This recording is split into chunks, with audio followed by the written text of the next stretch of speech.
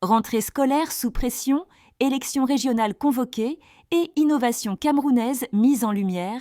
Voici ce qu'il faut retenir de la une des journaux ce mardi. Ce mardi 2 septembre 2025.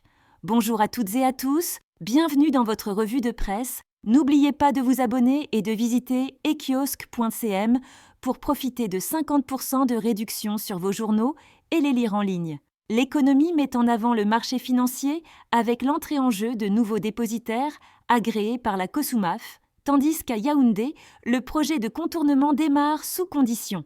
L'œil du Sahel s'intéresse à l'élevage. L'importation de vaches permet de faire passer la production de lait de 20 à 35 litres par jour.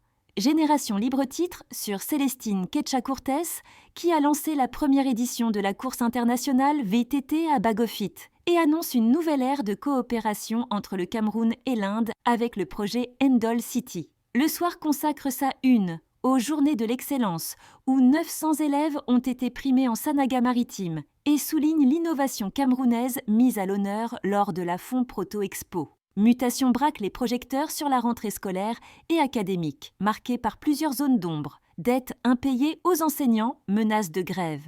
EcoNews parle d'un tremplin financier de 5 millions pour soutenir l'innovation, mais s'interroge aussi sur la difficile conciliation entre microfinance et marché financier en Afrique centrale. La riposte revient sur le partenariat Mindcaf-Minprof avec un mot fort. Désormais, une femme, un titre foncier, comme levier d'émancipation et de justice sociale. Le Jour met en avant la performance des douanes dans le sud-ouest, avec des recettes multipliées par 20 en 5 ans, et revient sur l'affaire Martinez-Zogo avec de nouveaux témoignages. Cameroun Tribune annonce officiellement les élections régionales convoquées pour le 30 novembre prochain, tandis que 80% du matériel électoral est déjà produit. Enfin, l'actualité raconte le double engagement du docteur Théodore Nsangou à Kupakanyam entre sport et kit scolaire et signale l'intronisation de Raymond Njoya-Lindou au cercle des notables Bamoun.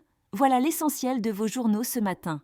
Merci de nous avoir suivis. Retrouvez-nous demain pour une nouvelle revue de presse et d'ici là, abonnez-vous aux pages Facebook, X, Instagram et LinkedIn de ekiosque.cm pour ne rien manquer. Bonne journée à toutes et à tous.